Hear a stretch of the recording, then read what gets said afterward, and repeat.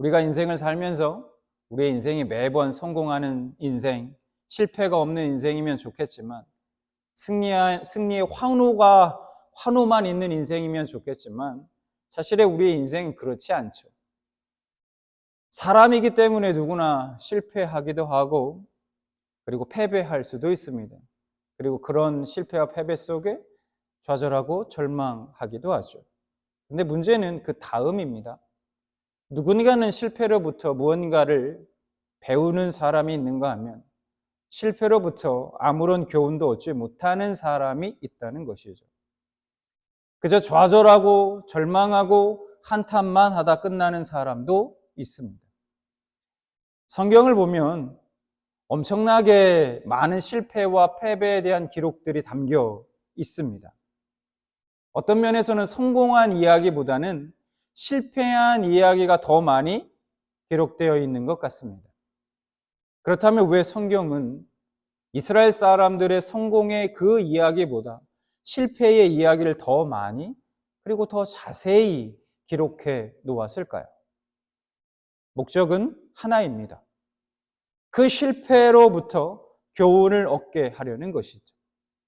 실패의 원인을 배우고 그 실패를 반복하지 않게 하기 위함이고, 설사 다시 같은 이유로 실패하더라도 다시 일어서게 하기 위함이라는 것입니다. 자, 오늘 본문은 이스라엘이 가나안 땅에서 치러진 전쟁에서의 첫 번째 패배의 내용을 담고 있습니다. 여호수아와 이스라엘 백성들은 하나님의 은혜로 기적적으로 맨 땅을 디디며 요단강을 건넜습니다. 그리고 이어진 첫 번째 전투, 가나안에서의 가장 견고한 성이었던 그 여리고성을 무너뜨렸습니다. 하나님께서 알려주시는 전략과 전술을 통해서 그 여리고성을 무너뜨렸죠. 대승을 거둡니다. 여호수아와 이스라엘은 이때까지만 해도 어쩌면 이런 생각을 했을지도 몰라요. 와, 이거 가나안 땅에서의 이후의 모든 전쟁들, 정복 전쟁들 이거 할만하겠는데? 아주 쉬워 보였을지도 모르겠습니다. 그러나 바로 다음 여리고성보다도 작은 성이었던 아이성 전투에서 보기 좋게 패하고 맙니다. 여호수아가요, 정탐꾼들을 보냅니다, 미리. 그래서 정탐을 다녀온 사람들의 말을 듣습니다. 뭐라고 얘기하냐? 보니까 이거 별로 셀 것 같지 않습니다. 우리가 능히 정복할 수 있을 것 같아요. 우리가 다 올라갈 필요도 없고 한 2, 3천 명만 보내면 능히 저 성을 함락시킬 수 있을 것 같습니다. 승리할 수 있을 것 같아요.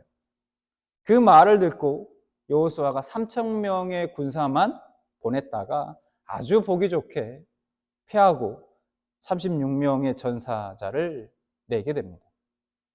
자, 그래서 여호수아 7장 3절을 보니까 이렇게 말씀하고 있죠. 여호수아에게로 돌아와 그에게 이르되 백성들을 다 올라가게 하지 말고 2, 3천 명만 올라가서 아이를 치게 하소서.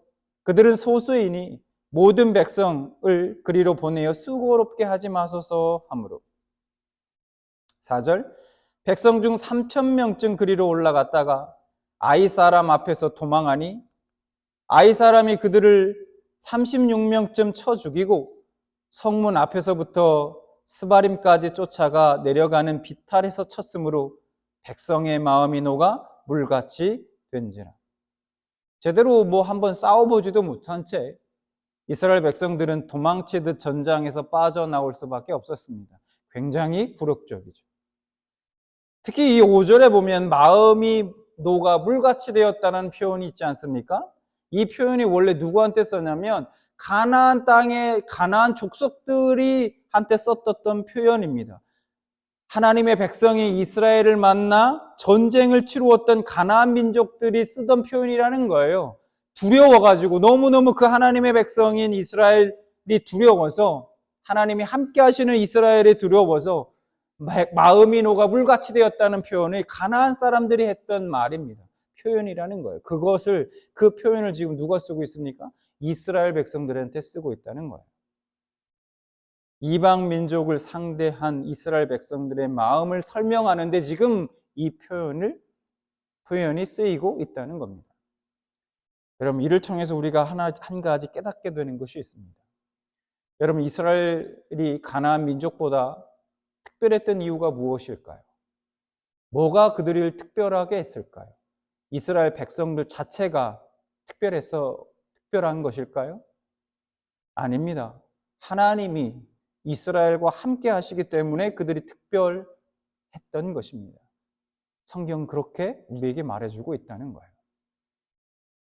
하나님이 없으면 그들은 뭐 하나 가나안 민족들에 비해서 특별할 것 없는 지극히 평범한 그냥 한 민족에 불과하다는 것이죠. 하나님이 함께 하시지 않으면 이스라엘도 적들 앞에 두려워 마음이 녹아 물처럼 될 수밖에 없는 겁니다. 아이성 전투에서 이스라엘은 36명의 목숨을 잃었습니다. 이 정도는 전쟁에서 얼마든지 그런 희생은 그렇게 큰 것 같지 않은데요? 라고 생각할 수도 있습니다. 그런데 희생된 숫자보다 더 큰 문제가 있어요. 바로 이 패배로 이스라엘의 사기가 완전히 땅에 떨어지게 되었다는 겁니다. 왜냐하면 계속해서 정복 전쟁을 지금 해가야 되거든요. 그런데 지금 두 번째 전쟁에서 이렇게 사기가 떨어져 버리면 큰일 아닙니까? 이스라엘 백성들의 마음이 녹아 물같이 되었다고 말씀하고 있어요. 반면에 이 소문을 들은 다른 가나안 민족들은 어땠을까요? 그들의 사기는 당연히 올라갈 수밖에 없습니다. 이후에 계속해서 정복 전쟁을 해 나가야 하는 이스라엘 입장에서는 지금 발등에 불이 떨어진 거예요. 빨간 불이 켜진 겁니다. 이스라엘의 군대가 아이성 공격에 실패했다는 사실에 대해서 여호수아는 너무 좌절된 겁니다. 너무 좌절이 심하게 왔어요. 그래서 자신의 옷을 찢고 땅에 엎드려 머리에 티끌을 뒤집어 쓰며 크게 하나님 앞에 슬퍼했습니다. 그래서 이렇게 기도합니다. 6절, 7절. 여호수아가 옷을 찢고 이스라엘 장로들과 함께 여호와의 궤 앞에서 땅에 엎드려 머리에 티끌을 뒤집어 쓰고 저물도록 있다가 7절. 이르되 슬프도소이다. 주 여호와여 어찌하여 이 백성을 인도하여 요단을 건너게 하시고 우리를 아모리 사람의 손에 넘겨 멸망시키려 하셨나이까. 우리가 요단 저쪽을 만족하게 여겨 거주하였다면 좋을 뻔하였나이다. 이거 많이 듣던 레파토리 비슷합니다. 광야 40년 동안 먹을 게 없고 배고프고 목마를 때마다 왜 우리를 이집트에서 끄집어내가지고 탈출시켜가지고 하나님 우리를 이 척박한 이 광야 땅에서 우리를 이렇게 죽게 만드십니까? 막 하면 원망했던. 비슷하지 않습니까? 하나님 왜 요단 건너게 하셨나요? 그 요단 저쪽에서 그냥 거기서 어떻게 좀 살게 만들어 주시지. 굳이 기적을 베풀어서 우리 마른 땅 걷게 해가지고 가나안에 와서 이 전쟁해가지고 이제 이 가나안 족속들한테 우리가 이제 이렇게 멸망당하게 우리가 죽게 이렇게 만드십니까? 지금 그렇게 말하고 있는 겁니다. 여호수아의 이 기도에 하나님이 응답하십니다. 그 응답의 첫 마디가 뭐였는지 아십니까?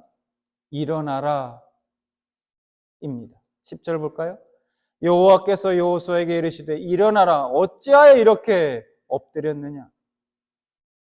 엎드려 있지 말고 얼른 일어나라는 말입니다. 좌절하고 절망하여 주저앉아 있지만 말고 다시 일어나서 해결책을 찾으라는 거예요.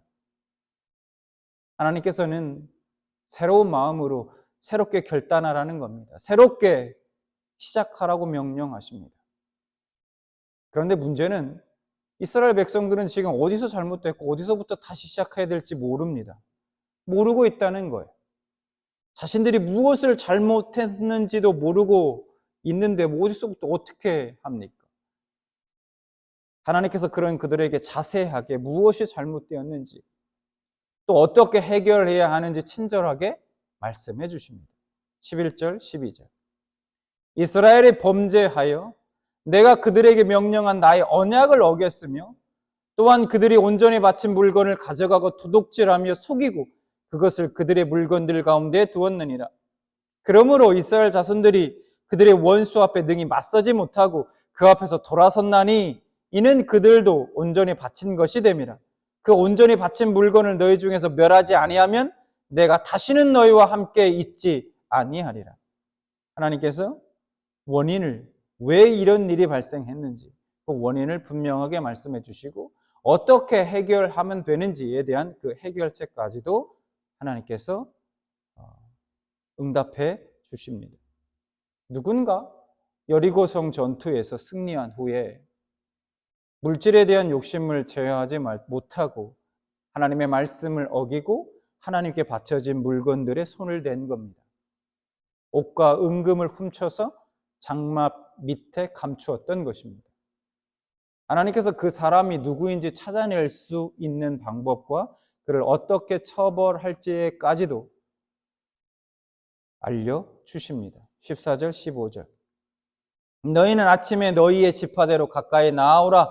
여호와께 뽑히는 그 지파는 그 족속대로 가까이 나올 것이요 온전히 바친 물건을 가진 자로 뽑힌 자를 불사르되 그와 그의 모든 소유를 그리하라.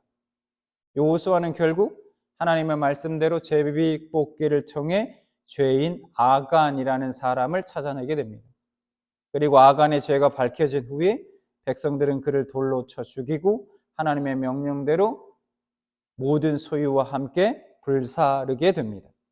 25절. 온 이스라엘이 그를 돌로 치고 물건들도 돌로 치고 불사르고. 이 부분은 오늘 이 시대를 살아가는 우리에게도 매우 중요한 영적인 원리를 가르쳐주고 있습니다. 성도의 삶에 오게 되는 영적인 실패, 그 영적 실패에 대한 원인, 그리고 그 영적 실패를 극복하는 방법에 대해서 우리에게 말씀해 주고 있다는 거예요. 실패의 원인은 뭡니까? 간단하게 바로 죄의 문제입니다. 죄. 그리고 극복 방법은 무엇입니까? 바로 하나님 앞에 거룩함의 회복입니다. 그래서 주님께서 이렇게 말씀합니다. 7장 13절. 너는 일어나서 백성을 거룩하게 하여 이르기를 너희는 내일을 위하여 스스로 거룩하게 하라.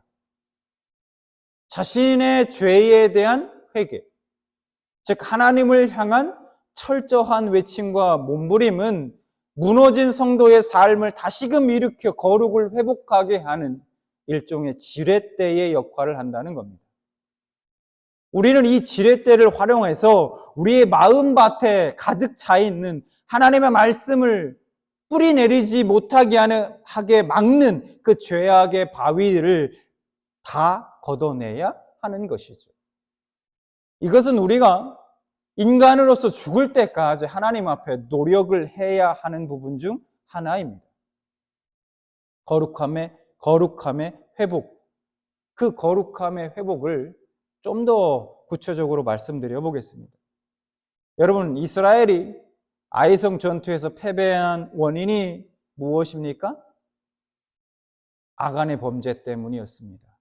표면적으로는 아주 하나님께서 말씀해 주신 것, 알려주신 것은 아간의 범죄였다는 거예요. 그런데 순전히 아간의 범죄 때문이었을까요? 숨겨져 있는 한 가지가 더 있습니다. 여러분 한번 생각해 보시기 바라요.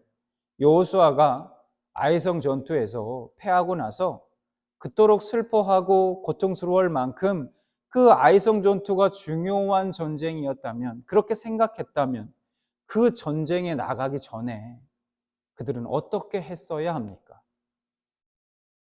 먼저 하나님께 묻고 하나님의 말씀을 기다리며 하나님의 말씀대로 전투를 이끌었어야 하는 거 아닙니까?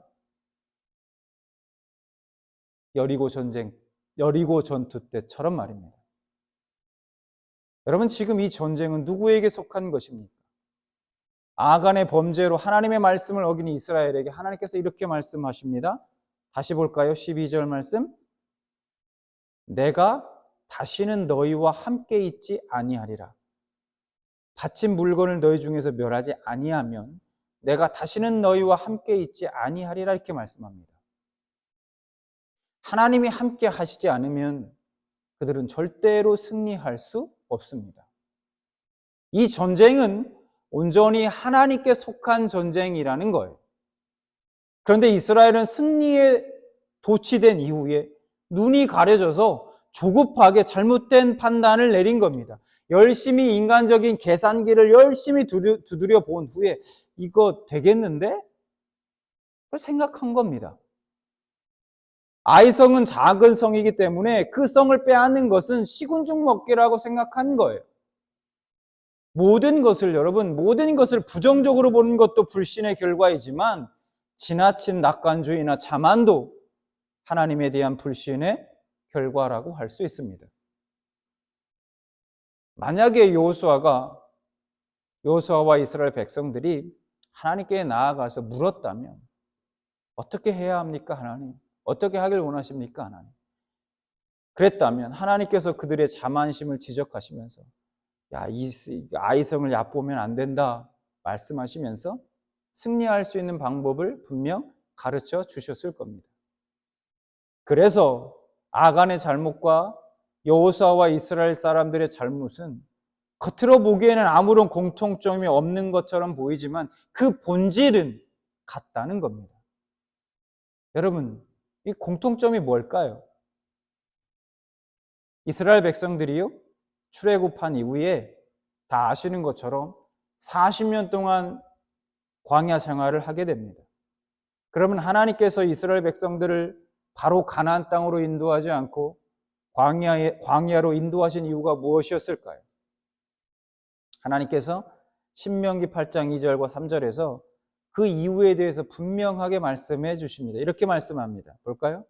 내 하나님 여호와께서 이 40년 동안에 내게 광야길을 걷게 하신 것을 기억하라. 이는 너를 낮추시며 너를 시험하사 내 마음이 어떠한지 그 명령을 지키지 않는지 알려 하심이라.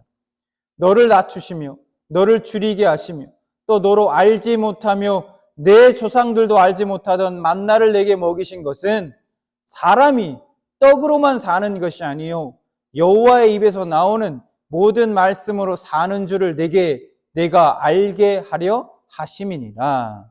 이게 하나님이 그 광야를 걷게 하신 이유입니다. 하나님이 그들을 광야를 걷게 하신 이유는 한마디로 이스라엘 백성으로 하여금 떡으로, 즉 자신의 육신을 쫓아 살아가지 않고 하나님의 말씀에 순종하며 하나님을 섬기며 살아가는 참된 하나님의 백성으로 세우고자 하심이었다라는 것입니다. 그러나 이스라엘 백성에게 광야는 그냥 광야일 뿐이었습니다. 여전히 애굽의 눈, 육신의 눈으로 광야를 바라보니 그들에게 비처럼 내리고 있는 그 하나님의 은혜를 보지 못했던 것입니다. 결국 그 애굽의 세대는 어떻게 됐습니까? 광야에서 모두 죽었습니다. 한 사람도 여호수아와 갈렙 빼고는 가나안 땅을 밟지 못했습니다. 이것을 우리가 영적으로 해석해 보면 이런 겁니다. 우리의 옛사람은 죽어야 한다는 거예요. 그 옛사람은 절대로 가나안 땅으로 들어갈 수 없다는 겁니다.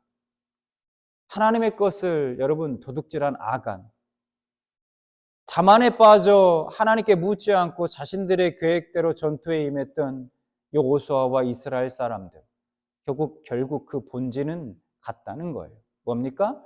하나님의 말씀이 아닌 자신들의 육신을 쫓아 사는 사람들, 즉 옛사람의 아주 전형적인 모습을 그들이 여전히 보여주고 있다는 겁니다. 그들은 하나님 앞에 이 거룩함의 문제를 해결해야만 했던 것입니다. 거룩함의 회복이란 자신을 죽이고 내 안에 하나님의 말씀이 살게 하는 것입니다. 이것은 끝이 없는 전쟁이고 이 싸움에서 우리는 승리하기 위해 하나님 앞에 날마다 몸부림쳐야 하는 것이죠. 여기에 우리의 진짜 인생의 승패가 달려 있다는 겁니다. 우리는 오늘 말씀 속에서 하나님의 것을 도둑질한 아간을 보면서 그리고 하나님께 묻지 않고 자만에 빠져 어리석은 판단을 한 여호수아를 보면서 미련하다, 어떻게 저러지? 라고 생각할 수 있습니다. 그러나 오늘 이 아간의 모습에서 또 여호수아의 모습 안에서 우리의 모습을 발견하게 됩니다. 우리도 아간처럼 얼마나 많이 하나님의 것을 도둑질합니까? 나에게 주어진 시간과 물질, 또 나의 열정과 노력 등등 그 모든 것이 나만을 위한 것이냐 자신을 위해서만 사용할 뿐 하나님을 위한 것에는 없습니다. 또한 여호수아처럼 수많은 삶의 선택의 기로에서 얼마나 많은 순간 하나님께 묻지 않고 자신의 뜻대로 자신이 원하는 대로 결정하고 선택하며 살아가고 있습니다. 특히 각자의 인생에서 중요하다고 여기는 부분에 있어서는 자신의 욕심과 아집을 하나님의 말씀에 그 부딪히면서까지 절대로 포기하지 않는 경우를 발견합니다. 그것이 자녀의 문제가 될 수도 있고 돈이 될 수도 있고 명예나 인기가 될 수도 있습니다. 그것은 내가 중요하게 여기는 부분이기 때문에 하나님 안에서 포기가 안 되는 것이죠. 한마디로 우리의 삶에서도 여전히 옛사람의 그 모습이 나타나고 있지 않느냐는 겁니다. 여러분, 우리 삶에 보여지는 어떤 어려움의 근본 원인은 바로 보이지 않는 그 영적인 부분에서 비롯된 것일 수 있습니다. 자, 그런데 중요한 것은 이런 거예요. 우리는 삶 속에서 계속되는 이러한 치열한 영적 전쟁 가운데 때로는 패배하고 실패할 수 있습니다. 오늘 이스라엘처럼 말입니다. 그렇지만 실패했다고, 패배했다고, 도대체 답을 모르겠다고, 찾지 못하겠다고 엎드려 있지 말라는 겁니다. 이것이 오늘 말씀을 통해 하나님께서 우리에게 하시는 말씀인 거죠. 엎드려 있지 말고 일어나라는 겁니다. 일어나서 다시 하나님 앞에 거룩함을 회복하라는 거예요. 하나님과의 관계를 회복하라는 겁니다. 그렇게 하나님 앞에 거룩함을 회복할 때 여러분 어떤 일이 일어나는가 볼까요? 어떤 일이 일어나는가?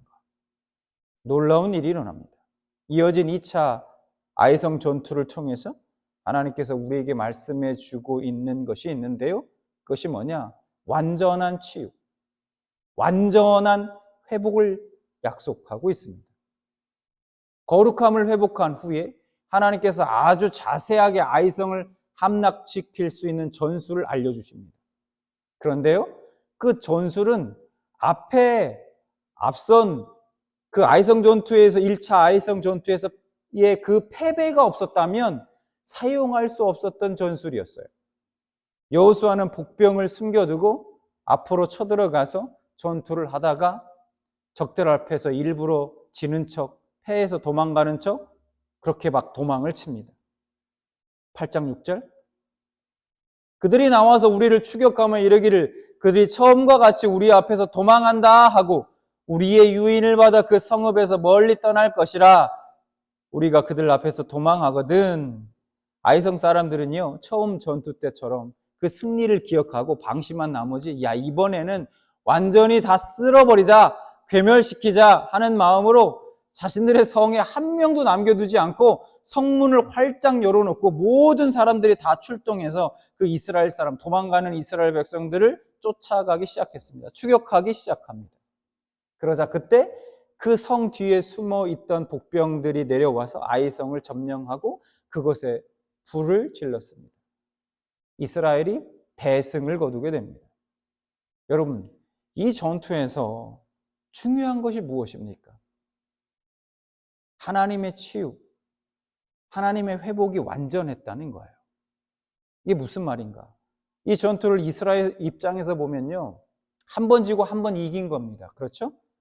자기들의 죄 때문에 한 번 지고 그 다음에 회개한 다음에 거룩함을 회복한 다음에 한 번 이긴 거예요. 그런데 이 전투를 가나안 땅의 다른 족속들이 볼 때는 어떨까요?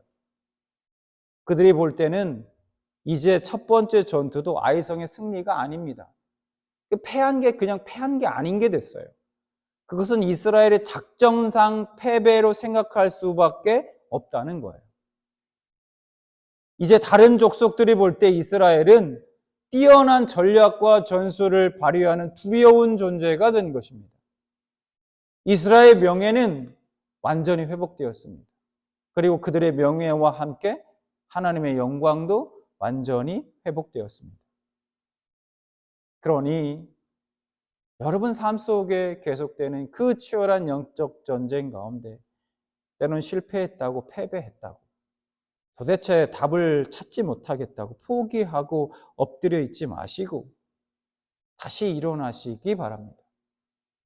다시 일어나서 하나님께 나아가시기 바라요. 그리고 다시 거룩함을 회복하시기 바랍니다. 하나님과의 관계를 회복하시기 바라요. 여기에 바로 해답이 있습니다.